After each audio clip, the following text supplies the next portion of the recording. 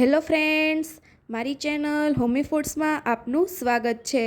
આજે આપણે ગુંદર પાક બનાવવાની રેસીપી જોશું। આ ગુંદર પાકને શિયાળામાં દરરોજ એક ઢેફલી ખાવાથી શરીર સ્ફૂર્તિમય રહે છે તેમજ તાજગીભર્યું રહે છે અને હાડકાં પણ મજબૂત રહે છે। તો ચાલો આપણે ગુંદર પાક બનાવવાની શરૂઆત કરીએ। ગુંદર પાક બનાવવા માટે મેં અહીંયા અડધા વાટકા જેટલો ગુંદ લીધો છે। ત્યારબાદ 1 વાટકા જેટલા મિક્સ ડ્રાયફ્રૂટ અધકચરા ખાંડીને લીધા છે। 1 વાટકા જેટલું ટોપરાનું ખમણ છીણીને લીધું છે। 1 વાટકો જે ભાખરીનો જાડો લોટ આવે છે તે લીધેલો છે। હવે અહીંયા 1 વાટકો જેટલું ઘી લીધું છે। જો જામેલું ઘી હોય તો 1.5 વાટકો લેવો, ઓગળેલું ઘી હોય તો 1 વાટકો, અને 1 વાટકા જેટલો ગોળ લીધો છે। ગોળનું પ્રમાણ તમારી ગળાશ પ્રમાણે થોડું વધારે ઓછું કરી શકો છો, પરંતુ આ માપ સાથે બનાવશો તો તમારો ગુંદર પાક એકદમ પરફેક્ટ માપ સાથે બનશે।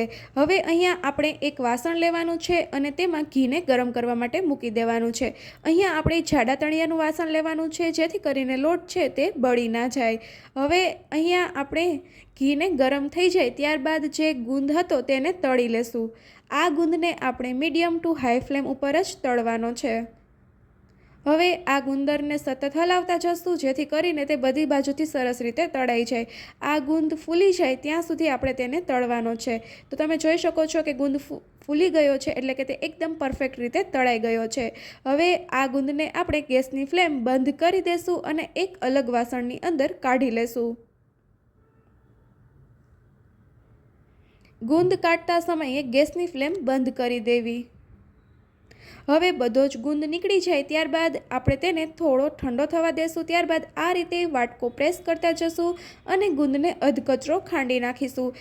આખો ગુંદ રાખવાથી તેનાથી ગુંદર પાકમાં ઢેફલા પાડવામાં તેમજ લાડુ વાળવામાં તે આડો નડશે, તેથી આ રીતે અધકચરો ખાંડીશું તો ગુંદર પાક છે તેમાં ગુંદર સરસ રીતે મિક્સ થઈ જશે। હવે તેને સાઈડ પર મૂકી દેશું અને ઘીમાં આપણે થોડું ઘી ફરીથી એડ કરી દેશું। અહીંયા ગુંદર તળવાના લીધે ઘી છે તે મોટા ભાગનું એબ્ઝોર્વ થઈ ગયું છે, તેથી ફરીથી આપણે અડધાથી થોડો ઓછો કે અડધા વાટકા જેટલું ઘી ફરીથી એડ કરી દેશું।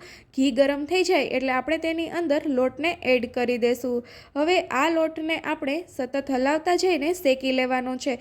તમે જ્યારે ઘીમાં લોટ એડ કરશો ત્યારે લોટ છે તે બધું જ ઘી એબ્ઝોર્વ કરી લેશે, પરંતુ જેમ જેમ લોટ શેકાતો જશે તેમ તેમ ઘી છે તે છૂટું પડતું જશે। થોડી વાર લોટ શેકાયા બાદ પણ જો તમને લોટ ડ્રાય લાગે તો તમે ઉપરથી થોડું ઘી 1 થી 2 ચમચી જેટલું ફરીથી એડ કરી શકો છો। હવે તમે અહીંયા જોઈ શકો છો કે લોટ જેમ જેમ શેકાય છે તેમ તેમ મિશ્રણ છે તે ઢીલું પડતું જાય છે અને ઘી છે તે છૂટું પડતું જાય છે। આ લોટને આપણે મીડિયમ ટુ લો ફ્લેમ ઉપર જ શેકવાનો છે અને સતત હલાવતા જવાનો છે, જેથી લોટ બધી બાજુથી સરસ રીતે શેકાઈ જાય અને ગેસની ફ્લેમ સ્લો હોવાથી લોટ બળશે પણ નહીં। આ લોટને આપણે ગોલ્ડન બ્રાઉન કલરનો થાય ત્યાં સુધી શેકવાનો છે। તો તમે જોઈ શકો છો કે લોટનો કલર ચેન્જ થઈ ગયો છે। હવે આપણે ગેસની ફ્લેમ બંધ કરી અને તેની અંદર ગોળ એડ કરવાનો છે। ગોળ જ્યારે એડ કરો ત્યારે ગેસની ફ્લેમને આપણે બંધ કરી દેવાની છે, જેથી કરીને આપણો આ જે ગુંદર પાક છે તે એકદમ સોફ્ટ બને।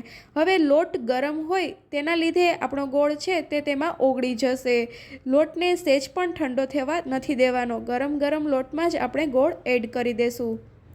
હવે આ રીતે ગોળને હલાવતા જશું જેથી કરીને ગરમ લોટમાં તે ઓગળતો જશે। તો તમે જોઈ શકો છો કે ગોળ છે તે ઓગળવા લાગ્યો છે। હવે આપણો બધો ગોળ ઓગળી જાય ત્યાં સુધી તેને હલાવતા જશું અને લોટમાં મિક્સ કરતા જશું।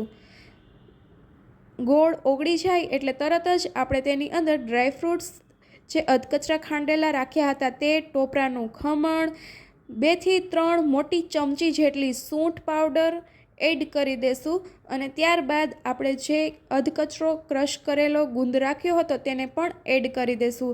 આ બધી જ વસ્તુને આપણે એકદમ સ્પીડમાં એડ કરવાની છે, નહીં તો આપણું જે મિશ્રણ છે તે ઠંડુ પડી જશે। હવે આ બધી વસ્તુ એડ કરવાના લીધે આપણું મિશ્રણ થોડું ઠંડુ પડી ગયું હશે, તેથી આ સમયે તમને લાગે એવું તો તમે 1 થી 2 મિનિટ સુધી ગેસની ફ્લેમ ચાલુ કરી શકો છો, જેથી કરીને તેમાં ગોળ કે ઘી જામી ગયા હોય તો તે ફરીથી ઓગળવા લાગશે। પરંતુ વધારે સમય ગેસ ચાલુ નથી રાખવાનો, નહીં તો આપણો ગુંદર પાક છે તે કડક થઈ જશે। આ બધી જ વસ્તુને આપણે લોટની અંદર સરસ રીતે હલાવીને મિક્સ કરી દેશું। તો તમે જોઈ શકો છો કે બધી જ વસ્તુ લોટમાં સરસ રીતે મિક્સ થઈ ગઈ છે। હવે જો તમે આના લાડુ વાળવા ઈચ્છતા હોય તો મિશ્રણને થોડું ઠંડુ થવા દેવું, પરંતુ ઢેફલા પાડવા ઈચ્છતા હોય તો આ મિશ્રણને તરત જ એક થાળીની અંદર ઢાળી દેવું। મિશ્રણને થાળીમાં ઢાળ્યા બાદ વાટકાની મદદથી પ્રેસ કરતા જઈ અને તેને દબાવી દેવું। થોડું પ્રેસ વધારે જોરથી કરવું જેથી બધું મિશ્રણ થાળીમાં સરસ રીતે દબાવાઈ જાય। આ મિશ્રણ ગરમ ગરમ હોય ત્યારે જ તેને થાળીમાં ઢાળવું જેથી કરીને તે એકદમ પરફેક્ટ શેપ પકડી લે। હવે આ મિશ્રણને આપણે એકદમ ઠંડુ થવા દેશું। મિશ્રણ ઠંડુ થઈ જાય ત્યારબાદ આપણે તાવીથા કે ચાકાની મદદથી આડા અને ઊભા ચેકા પાડી અને તેના ઢેફલા પાડી લેશું। હવે આ ઢેફલા પડે ત્યાં સુધીમાં જો તમે મારી ચેનલને સબસ્ક્રાઈબ ના કરી હોય તો ચેનલને સબસ્ક્રાઈબ કરી બાજુમાં આપેલા બેલ આઇકનને પણ પ્રેસ કરી દો જેથી કરીને મારા નવા વિડીયોની અપડેટ તમને મળતી રહે।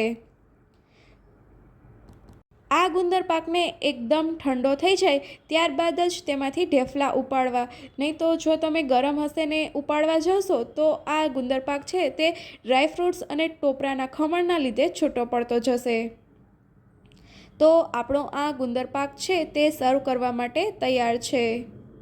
જોઈ શકો છો કે ગુંદર પાક એકદમ સોફ્ટ અને ટેસ્ટી બન્યો છે।